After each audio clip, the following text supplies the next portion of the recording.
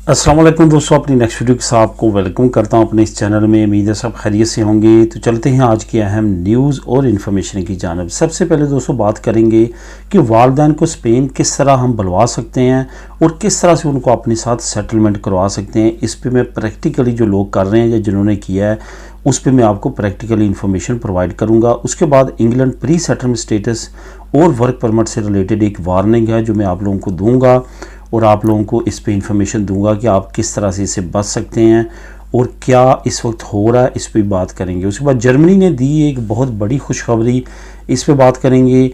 अगर आप किसी और शेंजन ममालिक या यूरोप के नेशनल हैं या आप जर्मनी जाना चाहते हैं या इस वक्त आप जर्मनी में हैं तो ये आपके लिए एक बड़ी खुशखबरी है, इस पे बात करेंगे। उसके बाद आखिर में मैं बात करूंगा कि कौन सा यूरोपीय मुल्क है जिसने अपने बड़े शहरों में बिजली बिल्कुल फ्री कर दिया। ये ऑलरेडी लिविंग स्टैंडर्ड के लिहाज से दुनिया का बेहतरीन मुल्क है, लेकिन अब इसने अपने शहरियों को एक नई सहूलत प्रोवाइड की है जिसकी वजह से ये मज़ीद इम्तियाजी हैसियत हासिल कर चुका है। इस पर बात करेंगे वीडियो के आखिर में। तो सबसे पहले तो बात करते हैं कि वालिदैन को हम किस तरह स्पेन में बुलवा सकते हैं और उनको अपने साथ सेटलमेंट करवा सकते हैं। देखो दोस्तों, अगर आपके पास परमानेंट रेजिडेंसी है तो तब भी आप अपने वालिदैन को, आपको मालूम है कि विज़िट पे बुलवा सकते हैं। लेकिन अगर आपके पास नेशनलिटी है स्पेन की तो वो आपके लिए बहुत ज़्यादा बेहतर रहता है और आपके चांसेस बहुत ज़्यादा बढ़ जाते हैं। यहाँ पे ये भी बताता चलूँ कि कई लोगों ने 3-3 मरतबा अपने वालिदैन के विज़िट वीज़े अप्लाई किए, 3-3 मरतबा रिजेक्शन हुई, उसके बाद उनके चौथी मरतबा वीज़े लगे। इस वजह से ये आपने पहले ही जहन बना लेना है कि ऐसा हो सकता है, आपने रुकना नहीं है, बार बार अप्लाई करते रहना है, तो इंशाल्लाह ताला आखिरकार आपको मिल जाएगा। ये अनफॉर्चुनेटली स्पेन में इसी तरह होता है, ख़ास तौर पे वालिदैन के लिए ये बहुत मरतबा देखा गया है कि बार बार अप्लाई करना पड़ता है तभी जाके जो है उनका वीज़ा लगता है।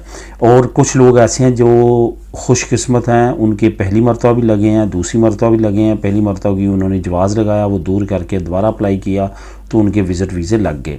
मैं विज़िट वीज़े का क्यों कह रहा हूँ, क्योंकि मैंने इस पे ऑलरेडी सेपरेट भी वीडियो बनाई थी कि इंग्लिश फैमिली लॉ और यूरोपियन फैमिली लॉ में क्या फ़र्क है।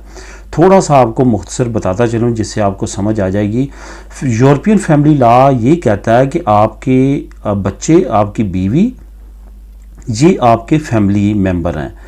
ज़्यादा से ज़्यादा अगर आप यूरोपीय लॉ पे जोर देंगे तो वो आपको वालिदैन को इंटर उसमें कर लेते हैं, लेकिन वो भी उस तरह से नहीं जिस तरह से आपके फैमिली मेम्बरान को यानी बीवी बच्चों को इंक्लूड करते हैं। इंग्लिश फैमिली लॉ में ये है कि आपके बीवी बच्चे तो हैं ही फैमिली मेम्बर, इसके साथ साथ आपके वालिदैन और बहन भाई भी वो ऐड कर लेते हैं, जिसकी वजह से आपने देखा होगा जो लोग इंग्लैंड गए, जो लोग कनाडा गए, जो लोग अमेरिका गए, वो जो हैं वो अपनी तमाम फैमिलीज़ को वहाँ पे उन्होंने बुलवा लिया, अपने वालिदैन को बुलवा लिया, अपने बहन भाइयों को बुलवा लिया, इवन उससे आगे के रिश्तेदारों को भी वो किसी न किसी तरीके से बुलवा लेते हैं।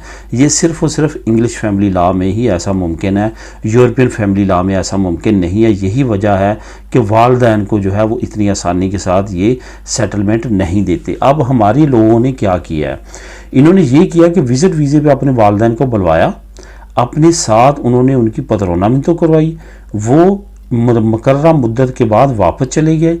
फिर उन्होंने अपना विज़िट वीज़ा लगवाया, क्योंकि एक मरतबा जब लग जाता है तो फिर दोबारा इतना लगना मुश्किल नहीं होता। फिर आए, इसी तरह जाते आते रहे। जैसे उनकी 3 साल पतरोना में तो आपके साथ चल गई तो यहाँ पे वकील के ज़रिए एक्स्ट्राखीरिया में केस कर दिया कि ये मेरे वालिदैन हैं, इनको 3 साल हो चुके हैं मेरे साथ रहते हुए, अब मैं इनको अपने साथ रखना चाहता हूँ। अगर आपके पास नेशनलिटी है तो वो बहुत ज़्यादा बेहतर हो जाता है। फिर क्या होता है कि आपको जो है उनकी अरैगो फैमिलियार अप्लाई करने का मौका मिल जाता है, यानी कि फिर आप उनकी अरैगो फैमिलियार अप्लाई करते हैं वकील के ज़रिए और अरैगो फैमिलियार के ज़रिए उनको रेजिडेंसी कार्ड मिल जाता है। लेकिन ये याद रखें, वो उस रेजिडेंसी कार्ड पे परमिशो दी तरबाखो नहीं होता, वो क्योंकि सीनियर सिटीज़न होते हैं तो उनको परमिशो दी तरबाखो नहीं मिलता। वो आपके साथ रह सकते हैं, आपके मेडिकल से वो फ़ायदा उठा सकते हैं, लेकिन वो काम नहीं कर सकते। उस पर आपको सिर्फ आपके वालिदैन को परमिशो दी रेजिडेंसियाँ मिलती है, परमिशो दी तरबाखो नहीं मिलती। तो ये तरीक़ाकार है जिस पे चलते हुए बहुत सारे लोगों ने अपने वालिदैन को जो है वो इसी तरह रैगो फैमिलियार के ज़रिए कार्ड दिलवाए हैं। और वो कार्ड जो है जैसे कि मैंने बताया कि परमिसो दी रेजिडेंसिया उनको मिलते हैं। तो ये तरीक़ाकार है जो दोस्तों आप अपना सकते हैं अपने वालिदैन के लिए। अगर आपके पास स्पेन की नेशनलिटी है तो ये तरीक़ाकार आप अपना के, थोड़ा सा लॉन्ग तरीक़ाकार है लेकिन यही तरीक़ेकार के ज़रिए आपके वालिदैन आपके साथ सेटलमेंट कर सकते हैं, वरना वो सिर्फ़ और सिर्फ उनका विज़िट वीज़ा लगेगा, वो आएंगे जाएंगे। और अगर आप डायरेक्ट उनकी सेटलमेंट अप्लाई करते हैं कि वहाँ पे कोई नहीं है, मैं उनको अपने साथ रखना चाहता हूँ, तो बहुत सारा कॉम्प्लिकेशन ये कर देते हैं केस में और बहुत सारी चीज़ों को फिर वो ये देखते हैं और उसके बाद ये फिर फैसला करते हैं कि उनको सेटलमेंट का देना है या नहीं देना है। इसका सबसे बड़ा मसला ये होता है कि ये समझते हैं कि जो वालिदैन बूढ़े हैं वो यहाँ पे आके इनके पब्लिक फंड्स पे जो है वो बोझ बनेंगे, मतलब ये कि उनके मेडिकल पे बोझ बनेंगे और उनकी जो मेडिकल डॉक्टरेशन है और उसके बाद मेडिकेशन है वो उसमें असरअंदाज होंगे, वो यहाँ पे ख़र्चा बढ़ाएंगे। लेकिन जब आप इस तरीके के साथ थ्रू प्रॉपर चैनल करेंगे और आपके वालिदैन आपके पास ही होंगे और आप अरेगो फैमिलियार अप्लाई करेंगे तो फिर उसके चांसेस बहुत ज़्यादा बढ़ जाते हैं और ये प्रूफ होता है कि वो 3 साल आपके साथ हैं, तो उसमें काफ़ी कानूनी मदद मिल जाती है। अब बात करते हैं इंग्लैंड प्री सेटलमेंट स्टेटस और वर्क परमिट के बारे में। बहुत सारी चीज़ें देखने में आई हैं सामने। दोस्तों आपको याद होगा जब प्री सेटलमेंट स्टेटस के लोग सोलिसिटर्स के ज़रिए धड़ाधड़ अप्लाई कर रहे थे, 2000 पाउंड 3000 पाउंड सोलिसिटर्स वसूल कर रहे थे और कह रहे थे कि आपका हो जाएगा।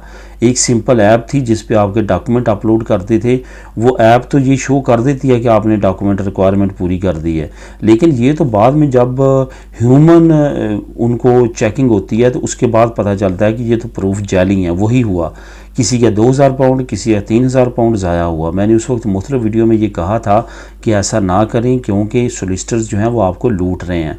अभी ताज़ा तरीन जो यूके की हुकूमत की रिपोर्ट आई है उसमें भी ये वाज़ेह हो चुका है कि बहुत सारे सोलिसिटर्स, बहुत सारे लॉयर जो हैं वो गलत मशवरे देते हैं लोगों को और ऐसे मशवरे देते हैं जिनका उनको मालूम होता है कि ये ऐसा नहीं हो सकेगा, कल को इस बंदे का टाइम भी ज़ाया होगा, पैसा भी ज़ाया होगा और ये जो इसने ज़हनी तौर पे जो है वो पाल रखी होगी कि मेरा ये काम हो जाएगा, वो भी इसको तकलीफ़ होगी। लेकिन इसके बावजूद सोलिसिटर जो है अपने कुछ पैसों के लिए उनको गलत मशवरे देते हैं और उन मशवरों पे चलते हुए आगे फिर उनके केसेस इनपुट करते हैं। इसी तरह से उन्होंने इसमें किया है।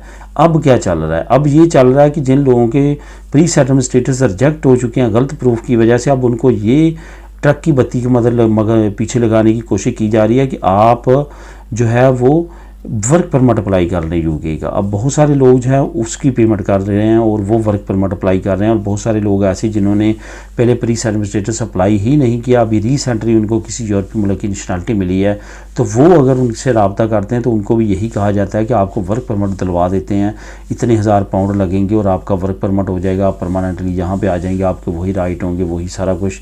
ये प्रैक्टिकली देखा गया है। अब आपने इससे बचना है, ये भी एक बड़ा फ्रॉड है। चंद महीनों सालों के बाद आपके सामने ये भी आ जाएगा और बेशुमार मुतासरीन भी आपके सामने आएंगे। इस वजह से सोलिसिटर्स को कहें कि मैं 1000 पाउंड बाद में मैं टोटल आपको दे दूंगा बाद में, लेकिन आप ये पहला मेरा काम करवाएं, पहले मैं आपको 1 पाउंड भी नहीं दूंगा। देखिएगा अगर वो जेन्युइन होगा आपसे ज़मानत लेगा और आपका काम करेगा, अगर 2 नंबर होगा तो वो भाग जाएगा। अक्सरियत जो है वो भाग जाएंगी क्योंकि अक्सरियत जो है वो 2 नंबरों की है। मेरा काम था आपको पहले वार्निंग देना और अब भी वार्निंग देना, अब आगे आपका बचना खुद आपकी अपनी जिम्मेदारी है। अब दोस्तों बात करते हैं जर्मनी की। जर्मनी ने, आपको मैंने रिसेंटली एक न्यूज़ शेयर की थी कि जर्मनी ने 8 साल से 5 साल कर दिया है अपना नेशनलिटी का टाइम। इससे भी बड़ी न्यूज़ आज आप लोगों के साथ शेयर करूंगा, वो ये है कि जर्मनी ने कहा है कि वो लोग जो जर्मनी में रहते हों और उनको 5 साल यहाँ पे लीगल हो चुके हों, ये ज़रूरी नहीं है कि अभी उन्होंने नेशनलिटी ली है या नहीं ली है, उनके यहाँ जो बच्चा पैदा होगा वो नेशनलिटी अप्लाई कर सकेगा। यानी कि एक बहुत अच्छी ख़बर है कि जर्मन टेरेटरी में जो बच्चा पैदा होगा, अगर उनके वालिदैन दोनों या दोनों में से एक 5 साल से जर्मनी में लीगली रह रहे हैं तो वो अपने बच्चे को नेशनलिटी दिलवा सकेंगे डायरेक्टली जर्मनी की। ये एक बहुत नई अपडेट है जो कि बहुत अच्छी अपडेट है इमिग्रेंट्स के लिए। जर्मनी ने इसकी अनाउंसमेंट कर दिया जो कि अनकरीब इस पे अमल दरामद शुरू हो जाएगा। दोस्तों जैसा कि हर साल एक कैटेगरी आती है यूएनओ की, यूनाइटेड नेशन की, जिसमें वो बताते हैं कि दुनिया का कौन सा मुल्क जो है वो रहने के लिए सबसे अच्छा है। किस मुल्क के लोग जो हैं वो कम करप्ट हैं, किस मुल्क के लोग ज़्यादा खुशकिस्मत हैं, किस मुल्क के लोग जो हैं वो ज़्यादा हैप्पी हैं। तो इस तरह की कैटेगरीज आती रहती हैं। इसी तरह की कैटेगरीज़ में हर साल आता है कि किस मुल्क के लोग ज़्यादा खुशहाल ज़िंदगी गुजार रहे हैं। तो उसमें नॉर्वे का नाम हमेशा जो है वो टॉप पे रहता है। कभी नॉर्वे इन्हीं स्कैंडिनेवियन कंट्री में, कभी डेनमार्क, कभी स्विट्ज़रलैंड, कभी लक्समबर्ग, इस जैसे ममालिक के नाम आते हैं सामने।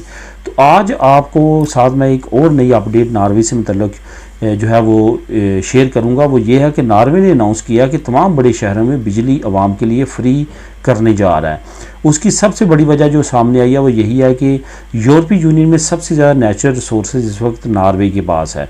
रिसेंटली वहाँ पे गैस के बहुत बड़े ज़खायर निकले हैं जो कि कतर के ज़खायर के बराबर हैं। तो उससे ये साबित होता है कि आने वाले वक्त में नॉर्वे के नेचुरल रिसोर्सेज की वजह से वो इस तरह की स्टेप ले रहा है और अपनी शहरियों को बहुत अच्छी सहूलतें प्रोवाइड करने की तरफ जा रहा है। तो नॉर्वे ने अनाउंस कर दिया है कि उसके तमाम बड़े शहरों में अब बिजली आम आवाम के लिए बिल्कुल फ्री होगी, जो कि बहुत बड़ी अपडेट है वहाँ के रहने वालों के लिए या वहाँ पे जो जाके रहना चाहते हैं उनके लिए। मिलेंगे नेक्स्ट वीडियो में नई अपडेट्स के साथ। अल्लाह हाफिज़।